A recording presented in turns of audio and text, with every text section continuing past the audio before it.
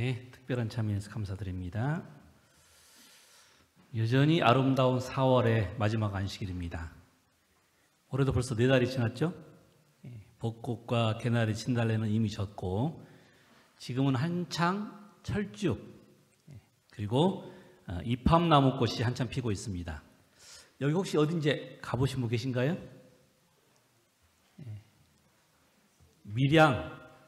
위량지라는 못입니다.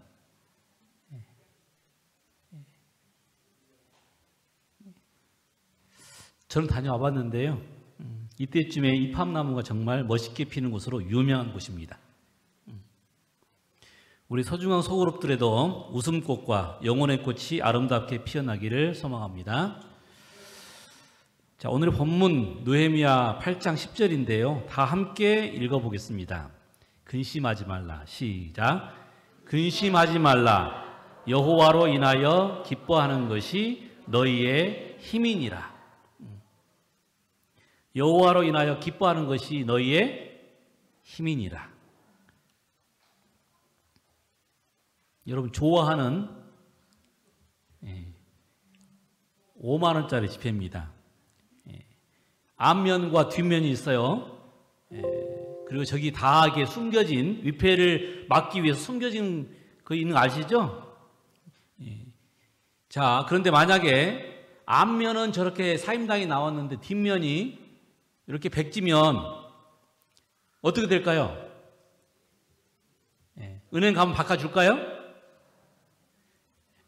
앞면은 저렇게 5만 원인데 뒷면이 이렇게 10,000원권이라면 황당하죠? 황당해요. 그렇죠?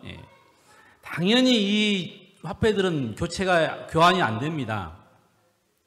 정상적인 화폐라면 앞면과 뒷면이 같아야 합니다. 신앙도 마찬가지입니다. 신앙의 앞면이 믿음이라면 뒷면은 뭘까요? 믿음에 따르는 믿음과 일치하는 삶이겠죠.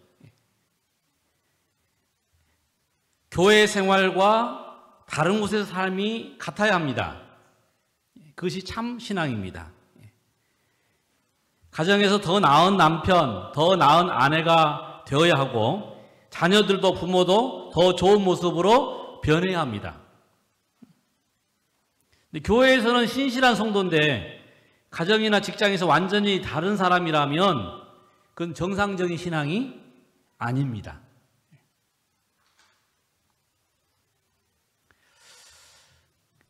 그리스도인의 신앙, 믿음과 믿음에 따르는 삶, 동전의 양면처럼 절대로 달라질 수 없는 것입니다. 저는 오늘 여호와를 기뻐함이 힘이다 라는 제목으로 정말 앞뒤가 같은 믿음을 가지고 사는 사람이 어떻게 사는지 생각이 필요합니다. 오늘 본문에서 느헤미야는 이스라엘 백성들에게 2가지를 당부했습니다. 그 첫 번째는 뭐 하지 말아라? 근심하지 말아라. 다른 말로 걱정하지 말아라.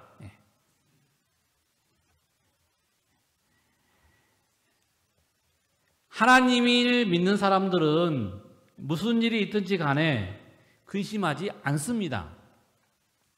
왜요? 하나님을 믿으니까. 하나님을 믿는다는 말이 무슨 말이에요?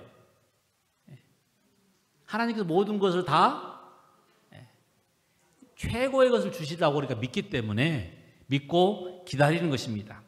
여기 이스라엘 백성들은 이 7번째 날 첫날 나팔절을 지키기 위해서 예루살렘에 모였습니다.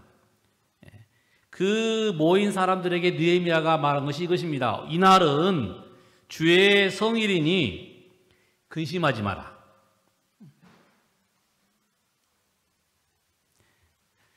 사실 그런데 이 이스라엘 백성들은 지금 근심하지 않을 수 없는 상황이에요. 여러분 사람이 사는데 가장 중요한 3가지 의식주, 그렇죠? 입고 먹고 자고 이것이 채워져야 사람들이 취미생활도 하는 것이고 또 무엇인가 해보는 것입니다. 그런데 지금 이스라엘 백성들은 그 가장 기본적인 필요, 의식주가 불안정했어요. 지금 예루살렘 성을 지금 재건하지 못했고, 그리고 그것을 방해하는 사람들, 그리고 예루살렘 성벽을 넘어와서 이스라엘 백성들을 위협하는 사람들이 있었기 때문에 지금 성벽을 지으면서도 이스라엘 백성들은 지금 불안했어요. 그래서 그들은 보초를 서는 사람, 창칼을 들고 보초를 서는 사람, 그리고 성벽을 짓는 사람, 그들의 불안정한 상황을 다음 성경절을 보면 알 수 있습니다. 우리의 원수들이 이르기를 그들이 알지 못하고 보지 못하는 사이에 우리가 그들 가운데 달려들어가서 상륙하여 역사를 그치게 하리라. 누군가 지금 이스라엘 백성들을 위협하는 이야기가 나와 있습니다. 그의 대적자들은 그들의 생명도 노리고 있어요. 그때로부터 내 수하 사람들의 절반은 일하고 절반은 갑옷을 입고 창과 방패와 칼을 가졌고, 그들은 지금 적의 공격을 대비하면서 일을 하고 있었습니다. 그래서 매 순간이 불안했습니다. 그들의 미래도 불안정했습니다. 그래서 걱정할 수밖에 없었습니다. 그런데 느헤미야가 근심하지 말아라, 걱정하지 말아라. 사실 가장 걱정스러운 사람은 누구였냐면 느헤미야였습니다. 왜냐하면 여러분이 적들이 와서 누구 먼저 죽여야 돼요? 대장부터 죽여야죠. 그러니 지금 이 테러리스트들이 누굴 죽이려고 노리고 있어요? 느헤미야를 죽이려고 지금 노리고 있는 것입니다. 그런데 그 느헤미야가 뭐라고 했다고요? 근심하지 말아라. 왜요? 하나님이 우리를 지켜주신다 약속했다.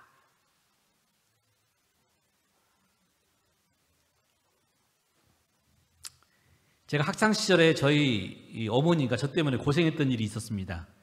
제가 좀 부지런히 세가지고 아침 7시에 막 학교 간 적이 있었어요. 7시, 6시 반. 그러면 새벽처럼 저희 어머니가 뭐 해줘야 돼요? 밥을 해줘야 돼요, 밥을.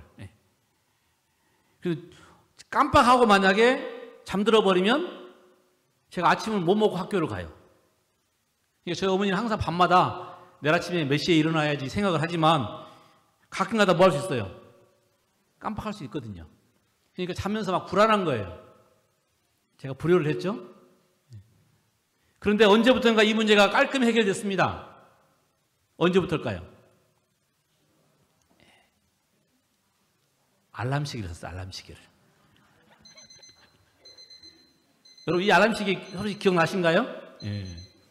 그래서 저희 어머니가 마음 놓고 잠을 주무셨어요. 왜냐하면 무엇이 있기 때문에, 알람시계가 있기 때문에. 그래서 우리 어머니 그 다음부터 정말 깊은 잠을 잘 수 있었어요. 하나님을 믿으면 이와 같은 것입니다. 알람을 믿고 편히 주무신 우리 어머니처럼 우리가 하나님을 믿으면 뭐 할 수 있어요? 걱정하지 않고 편히 잘 수 있습니다. 여러분 우주의 거대한 시계를 생각해 보십시오. 해와 달과 별이 그 궤도를 1초의 오차도 없이 회전하고 있습니다. 만약에 1초의 오차가 생겼더라면 어떤 일이 벌어질까요?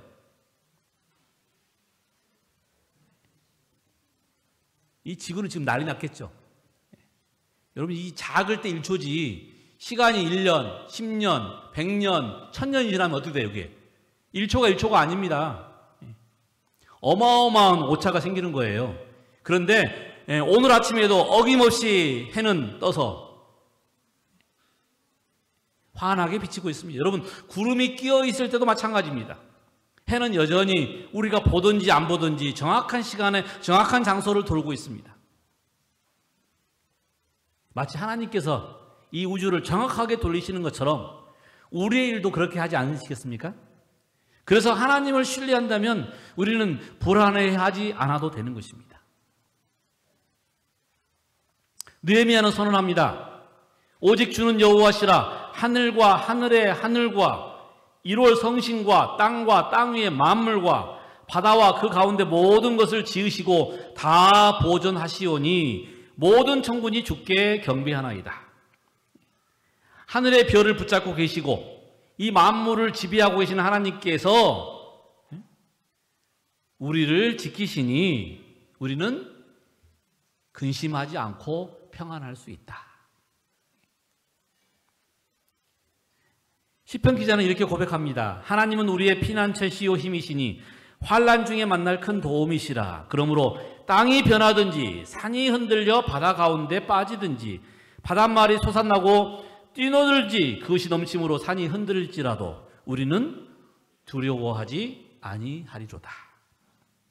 이 시편 기자의 고백이 우리의 고백이 되기를 간절히 소망합니다.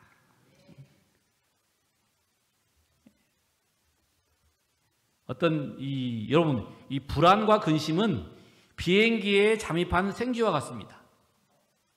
어떤 비행기 조종사가 개인 비행기를 운전해서 태평양을 건너가고 있었습니다. 그런데 연료 저장통 속에서 금소금이 들렸어요. 크크 끄는 소리가 들렸습니다. 누가 들어온 거예요? 쥐가 들어온 겁니다. 그러자 이 조종사가 지금 패닉 상태에 빠졌어요. 잘못 건드려가지고 혹시 연료가 새면, 혹시 불이 나면 이제 이 태평양 바다에서 뭐 하게 돼 있어요? 추락해서 지금 죽게 생겼거든요. 그래서 이 고민을 하던 이 조종사가 생각해낸 고안이 뭐냐면 비행기를 더 높이 올라가면 기압이 여러분 변하잖아요. 결국 그렇죠. 쥐가 죽을 것이다. 그래서 이제 비행기 고도를 계속 높였습니다. 높이. 마침내 소리가 들리지 않았어요. 그 말은 무슨 말이에요? 쥐가 그 기압에 눌려서 죽은 겁니다. 여러분이 우리의 두려움도 생쥐와 같습니다. 아무런 유익이 되지 않고 우리의 삶을 갉아먹습니다. 우리를 막 힘들게 하고 그리고 처지게 하고 희망을 잃게 하고. 여러분, 이런 불안과 염려를 없애는 방법은 뭐 하는 거라고요?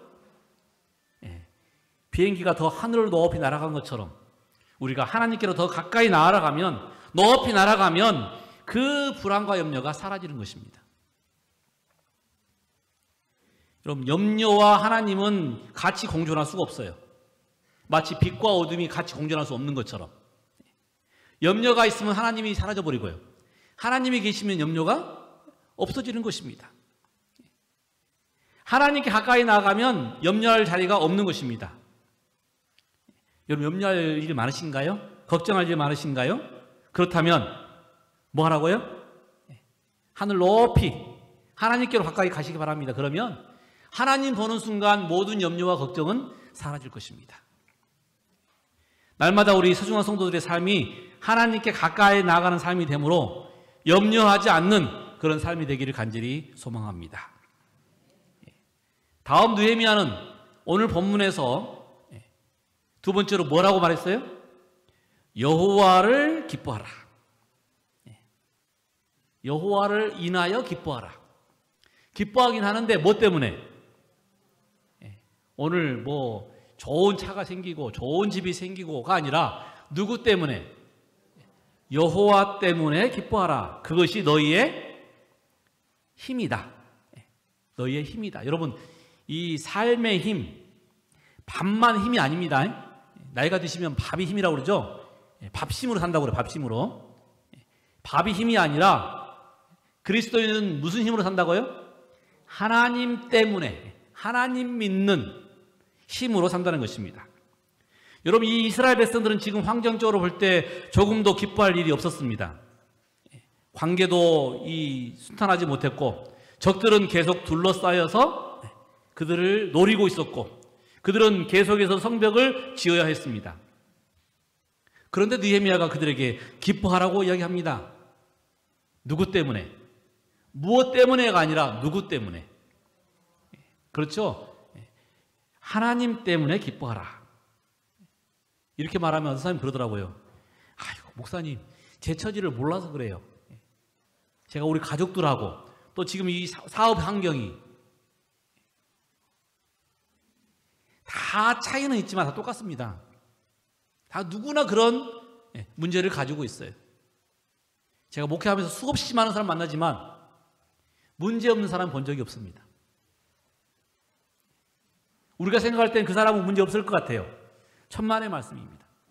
누구나 다 문제가 있어요.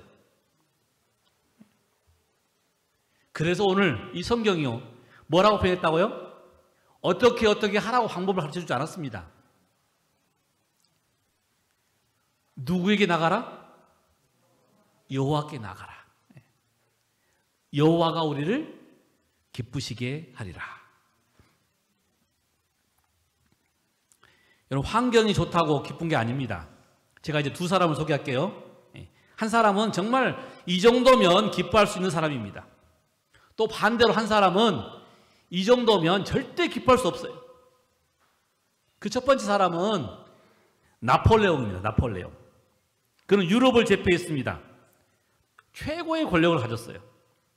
세상을 호령할 용기와 담력을 지닌 사람입니다. 그런데 그가 이렇게 고백했습니다. 내 생에 행복한 날은 6일밖에 없었다. 모든 걸 가졌다고 생각하는 그 사람이 뭐라고 했다고요? 내 생에 가장 행복한 날은 6일밖에 없었다. 반대로 여러분, 두 번째 절대 행복할 수 없는 사람, 헬렌 켈러죠. 정말 볼 수도 없고 들을 수도 없고 말할 수도 없고. 그런데 그가 고백을 했어요. 내 생에 행복하지 않은 날은 단 하루도 없었다. 인생은 참 아름답다. 저 같으면 인생은 참 불공평하다.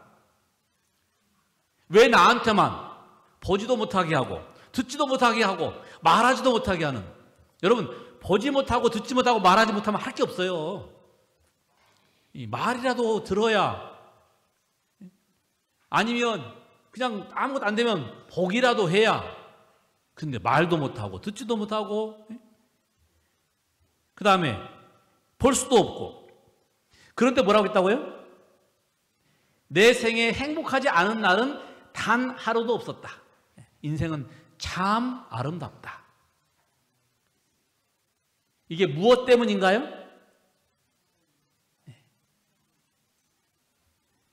여러분, 행복은 어디서 올까요?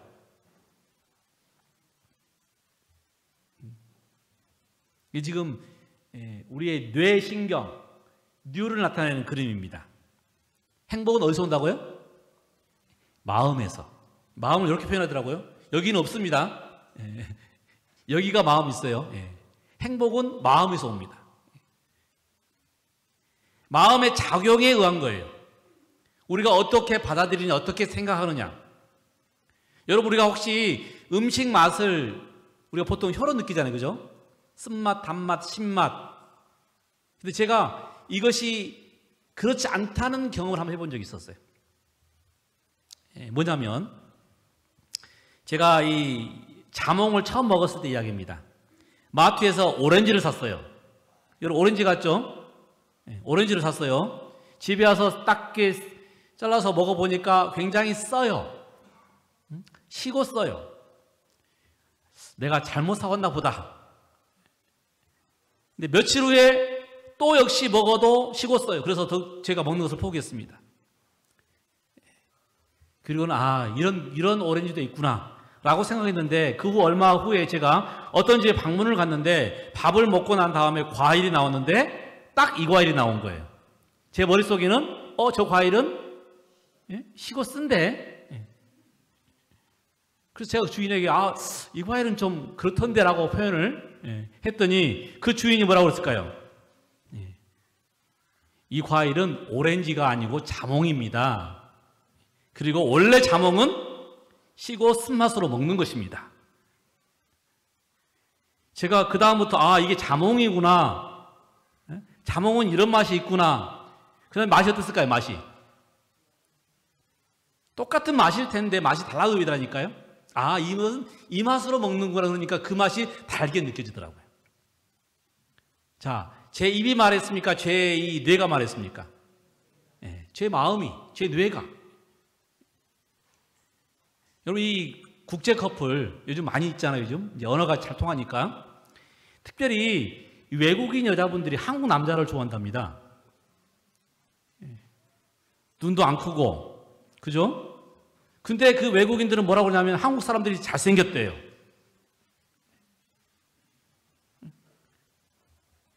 이해할 수 없는 라고 생각하길지 모르지만 그 외국인들이 보는 눈은 똑같은 사람 보면 못생겼는데 한국 사람들은 훨씬 잘생기게 보인다는 것입니다. 그래서 한국 사람들하고 결혼하는 것을 좋아한대요. 결국 여러분 뭘로 보는 거예요? 어떤 그 외모의 어떤 객관적인 평가가 아니고요. 그 사람들의 마음에서, 생각에서. 근데 문제는 그 마음이 여러분 이 예레미야에 보니까 만물보다 거짓되고 심히 부패한 것이 마음이라. 여러분 내 마음이 내 마음대로 돼야 안 돼요? 안 돼요. 변덕이 심해요. 변덕이 심해요. 여러분 성질 더럽다고 그러는데 그 성질이 뭐예요? 그것도 마음이에요. 마음. 예. 자주 이 변덕 부려요. 변덕을 부려. 예. 똑같은 이 환경을 가지고도 기쁠 때도 있지만 예? 짜증날 때도 있고 슬플 때도 있습니다. 우리가 자주 우리 마음을 긍정적으로 가져보려고 노력하지만 잘 되지 않습니다. 우리가 우리 마음을 마음대로 하는 것처럼 보이는데 자세히 보니 우리 마음이 우리를 마음대로 움직이고 있더라고요. 우리 마음이 우리를 마음대로 움직여요. 만물보다 거짓되고 부패한 것이 뭐라고요? 마음입니다. 그러니까 마음 가는 대로 두면 안 돼요. 그래서 뭐가 필요해요? 그래서 일명 교육이 필요한 것입니다. 그래서 누가 필요해요? 하나님이 필요한 것입니다.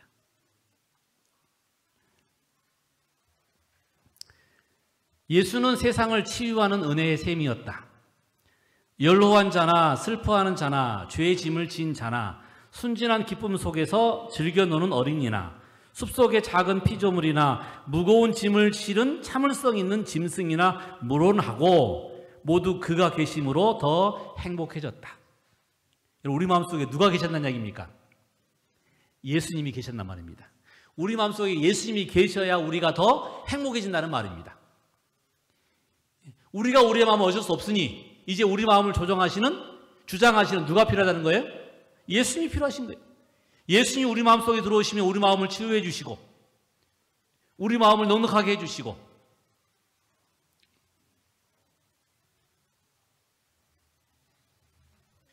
살아보니 제가 그 우리 김형석 교수님이신가요? 그 이야기를 보니 100살을 넘게 사신 분이 하는 이야기가 다 살아보니 뭐 여러 말을 하겠지만 저는 딱 한마디예요. 예수님이 중요한 분이시더라. 예수님이 계셔야 우리가 행복해지는 것입니다. 여러분 혹시 기뻐했던 적을 생각해 보십시오. 기뻐했던 적. 갑자기 보너스가 들어왔을 때 기쁘셨죠? 그 다음에 시험에 합격했을 때, 또 승진했을 때, 또 좋은 남자친구나 여자친구를 만났을 때, 아니면 자녀들이 잘 됐을 때, 혹시 이런 거 말고 기뻐했던 적 있으신가요? 특별히 하나님과 연관해서.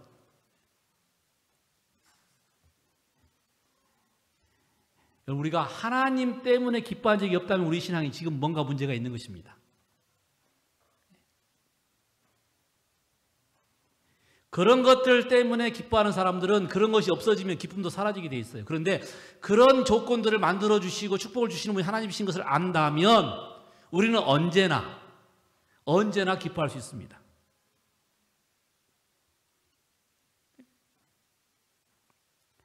저는 매 순간 정말 하나님 때문에 기쁩니다. 오늘 우리 암기 시간에 말했던 천연계. 여러분 천연계 나가면 저절로 입이 그냥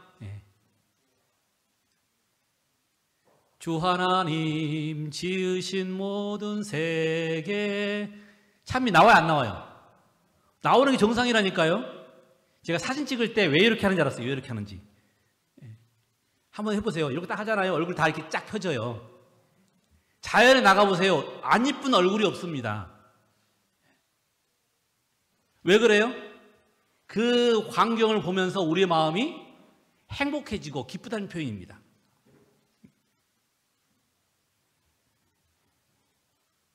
왜 새들이 노래할까? 왜 꽃들이 필까? 왜 밤에 달이 떠 있을까? 비는 왜 내릴까? 왜 석양은 붉게 문들까? 여러분, 이 모든 것들이 누구 때문이에요? 우리 때문에. 하나님께서 우리에게 정말 행복하라고, 기쁘라고. 혹시 우울하시면 자연으로 나가십시오. 그리고 하나님을 체험해 보세요. 그러면 갑자기 우울한 마음이 사라지고 즐거움이 생깁니다. 그럼 최고의 치료제는 뭐예요? 하나님이 우리를 만드신 그 놀라운 작품들을 볼 때 우리 마음속에 놀라운 역사가 일어나는 것입니다. 여러분이 여러 가지 치료 방법 중에요.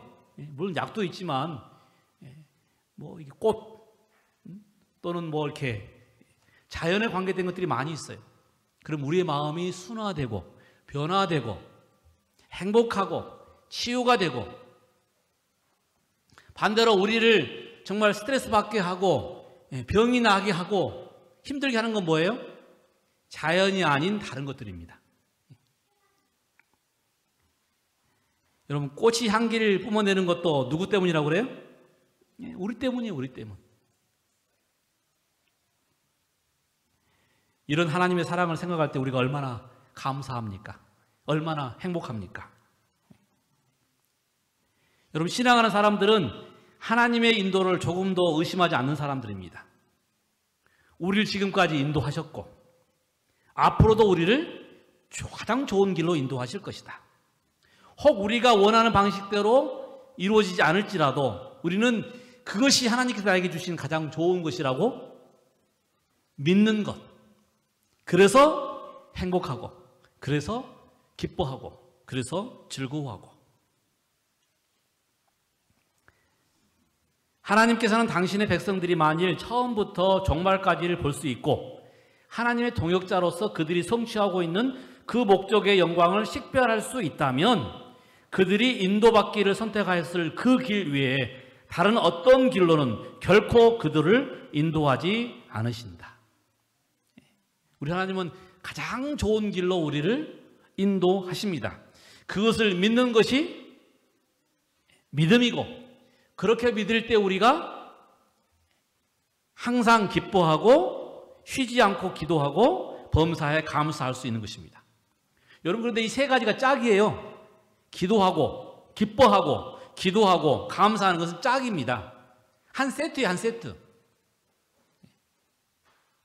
기도하면 기뻐하게 되어 있는 것이고 감사하게 되어 있습니다. 감사하는 사람은 기뻐하고 기도하게 되어 있어요. 기뻐하는 사람은 자연스럽게 기도하고 감사하게 되어 있습니다.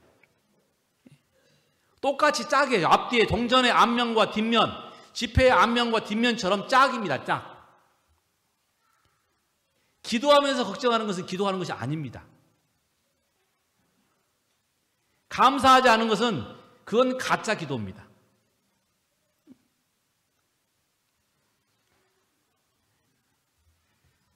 제가 한 재밌는 이야기를 봤어요. 이거 뭐 이게 진짜다 아니다 요거 아닙니다. 그냥 우리의 영적인 의미를 생각해 보기 위해서 제가 가져온 예화입니다. 제가 T예요. T. 진짜 이 팩트 좋아하는 사람인데 그 아니라는 거 미리 말씀드립니다. 한 사람이 산길을 가다가 고양이를 만났습니다. 아니, 호랑이를 만났어요. 호랑이를. 그가 무릎을 꿇고 기도했어요. 하나님, 이 호랑이로부터 저의 목숨을 살펴주세요. 저희는 돌봐야 할 가족들이 있습니다. 그러자 호랑이도 그 모습을 보고 기도했습니다. 하나님, 저에게 일용할 양식을 주셔서 감사합니다. 저를 굶주림에서 구해주신 하나님을 찬양합니다. 하나님께서 누구의 기도를 들어줬을까요? 남자? 호랑이. 편애하지 마시고요. 원칙이 있어야 합니다. 당연히 사람이라고 생각하겠죠? 근데 웃는 것은 호랑이였네요. 이 호랑이 웃는 사진 참 구하기 힘들더라고요. 호랑이 잘 안 웃는가 봐요. 호랑이 기도를 들어주셨답니다. 왜 하나님은 호랑이 기도를 들어줬을까? 이 해석이 더 기가 막힙니다. 하나님은 무엇을 달라고 하는 청원의 기도보다는 감사와 찬양의 기도를 더 기뻐하신답니다. 한 단계 높죠, 그죠? 달라고 하는 길은 1단이에요. 근데 감사합니다. 2단입니다, 2단. 이미 주셔서 감사합니다. 그 말입니다. 여러분, 우리가 매 삶 속에서 무엇을 구하는 기도보다는 당연히 하나님께서 가장 좋은 것을 주실 것을 믿고 감사하고 찬양하는 믿음이 되자는 예화입니다. 여러분, 감사할 때, 찬양할 때 더 뭐가 있다고요? 힘이 있어요. 믿음이 생깁니다. 말대로 돼요. 말대로. 우리가 감사하고 찬양한다는 이야기는 하나님께서 그렇게 주신다고 뭐 한 거예요? 믿는 것입니다. 그래서 여호와로 인하여 기뻐함이, 여호와를 찬양함이 뭐라고요? 힘입니다. 힘. 믿는다는 말은 그것에 감사한다는 말입니다. 믿는다는 말은 그것을 찬양한다는 말입니다. 그래서 하나님을 바라보고 믿는 것이 그리스도인의 강력한 힘이라는 말입니다. 저는 이제 말씀을 줄이면서 참된 신앙의 두 가지 모습. 첫 번째, 근심하지 않는 것입니다. 두 번째, 여호와로 인하여 기뻐하는 것입니다. 여러분, 그런 힘 있는 신앙생활을 사실 간절히 바랍니다. 하나님 앞에 우리가 걱정할 이유가 없어요.